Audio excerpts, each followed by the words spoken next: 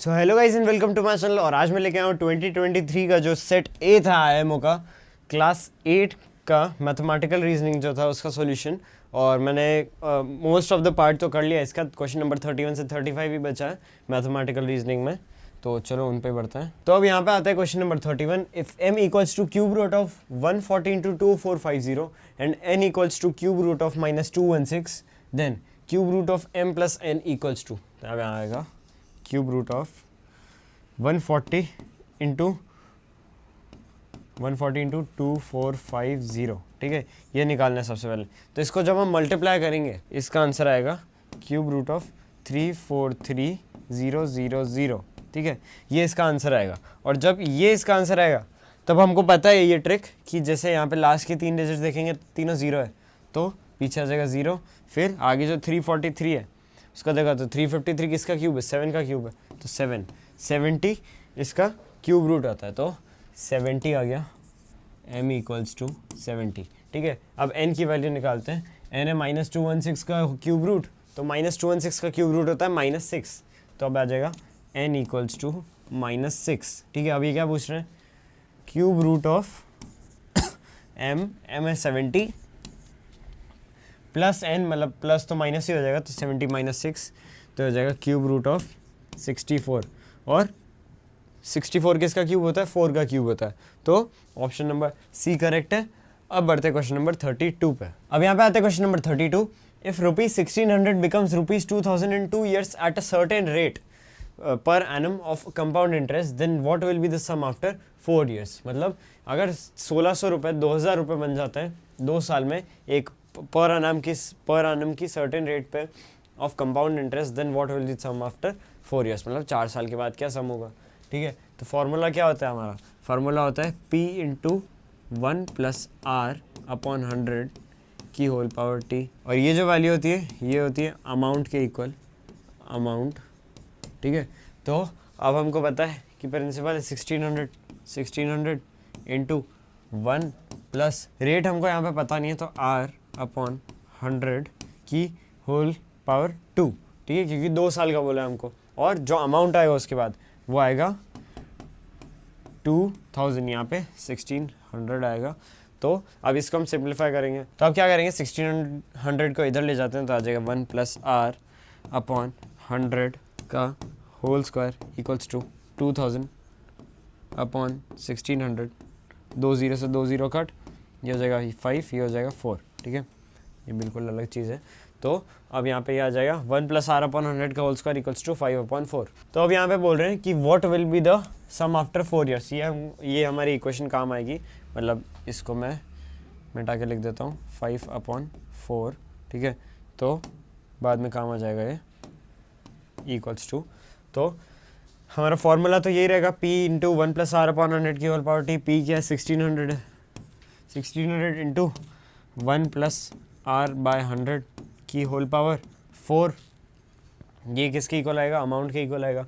Amount हमको find करना है, तो अमाउंट यहाँ पे a लिख देते हैं हम। तो अब जैसे यहाँ पे 1 + r अपॉन 100 जो है उसका जो होल स्क्वायर है वो 5/4 के इक्वल है, तो यहाँ पे इसका अगर हम वापस होल स्क्वायर लेंगे तो वापस आएगा 1 + r अपॉन 100 का होल पावर 4। तो इसको हम कैसे लिख सकते हैं, 1600 इंटू 1 + r अपॉन 100 का होल स्क्वायर होता है 5/4, तो 1 + r अपॉन 100 का इसका होल स्क्वायर किसके इक्वल होगा, इसके होल स्क्वायर के इक्वल, ठीक है। तो अब यहाँ क्या लिख सकते हैं हम, 5/4 का whole square equals to a, ठीक है। अब यहाँ ऊपर ले आता हूँ इसको, 1600 इंटू 25/16 इक्वल्स टू a, 16 से काटा तो आ जाएगा 100 into 25 equals to a, 2500 equals to a। हमारा ये 2500 रुपीज़ आंसर आ गया, तो ऑप्शन नंबर डी करेक्ट है। अब बढ़ते हैं हमारे नेक्स्ट क्वेश्चन पर। तो अब यहाँ पे आते हैं question number 33। How many sides does a regular polygon has if each of its interior angle measures 120 degree. अब हमको नंबर ऑफ साइड्स निकालने के लिए क्या करना पड़ता है, यहाँ पे हो जाएगा n-2 इंटू 180 अपॉन n, ठीक है। हमको क्या बोला है कि 120 डिग्री एंगल है, ठीक है, तो यहाँ पे जो n है वो नंबर ऑफ साइड्स है, यहाँ पे इक्वल्स टू 120 आ जाएगा, ठीक है। अब यहाँ पे इसको वापस सॉल्व करेंगे तो आ जाएगा n-2 into 180 equals to 120 n, ठीक है, 180 n minus 360 equals to 120n। अब क्या करेंगे हम 120 को इधर 120n को इधर ले आएंगे, 360 को उधर ले जाएंगे, तो अब आ जाएगा 180n minus 120n equals to 360। तो अब यहाँ पे आ जाएगा 60n equals to 360, n equals to 6। तो 6 हमारा आंसर आ गया और ऑप्शन नंबर ए करेक्ट है। तो अब बढ़ते हैं क्वेश्चन नंबर 34 पे। अब यहाँ पे आता है question number 34, a die is thrown, find the probability of getting a number less than और इक्वल टू 4। अब एक डाई को हम थ्रो करते हैं तो हमको एक प्रोबेबिलिटी फाइंड करनी है कि जो नंबर आए डाई को थ्रो करने के बाद वो 4 हो या फिर 4 से कम हो, ठीक है, 5 और 6 नहीं हो। तो अगर हम एक डाई को थ्रो करते हैं तो जो पॉसिबल आउटकम्स होते हैं वो क्या होते हैं, 1 2 3 4 5 और 6 होता है। 5 और 6 हमको नहीं चाहिए, 1 2 3 4 चाहिए, तो टोटल कितने नंबर्स हैं, 6 है। तो सबसे पहले प्रोबेबिलिटी का फॉर्मूला क्या होता है, प्रोबेबिलिटी का फॉर्मूला होता है number of favourable outcomes upon total outcomes. Total outcomes कितने हैं, 6 है, तो नीचे आ जाएगा 6। और नंबर ऑफ फेवरेबल आउटकम्स क्या है, 1 2 3 4 कोई सा भी आ जाए फेवरेबल आउटकम है, तो 4/6। 4/6 क्या होता है, 2/3 के बराबर। 2/3 हमारा आंसर आ गया, तो ऑप्शन नंबर सी करेक्ट है। अब बढ़ते हैं क्वेश्चन नंबर 35 पे। अब यहाँ पे आता है question number 35, which of the following option shows X and Y vary directly. अब यहाँ पे बोल रहे हैं कि इनमें से कौन सा ऑप्शन है जो एक्स और वाई को डायरेक्टली वेरी कराता है। डायरेक्ट प्रोपोर्शन का फॉर्मूला क्या होता है, x1 upon y1 equals to x2 upon y2। मतलब इन सब का जो डिवीजन है वो कांस्टेंट रहना चाहिए। ये तो फॉर्मूले की बात हो गई। अगर हम प्रैक्टिकली देखें तो क्या होता है, जितना x बढ़ेगा उतना y भी बढ़ना चाहिए, और अगर जितना x घटेगा उतना y भी घटना चाहिए, ठीक है। तो अब यहाँ पे x 4 है, तब y क्या है, 25 है। अगर x कम हुआ, 4 से क्या हो गया, 2 हो गया, तो y को भी घटना चाहिए था, पर ये क्या हो गया, बढ़ गया। तो ये डायरेक्ट प्रोपोर्शन में नहीं है, ये इनवर्स प्रोपोर्शन में। तो ऑप्शन नंबर ए बिल्कुल गलत है।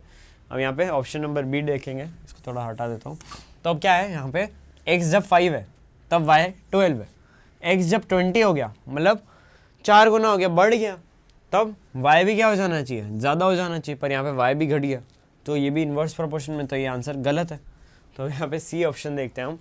सी में क्या है, जब x 7 है तब y क्या है, 28 है। जब x 21 है तब y क्या है, 84 है। मतलब जितना ये इंटू 3 हुआ तो 28 इंटू 3 क्या आता है, 84 आता है।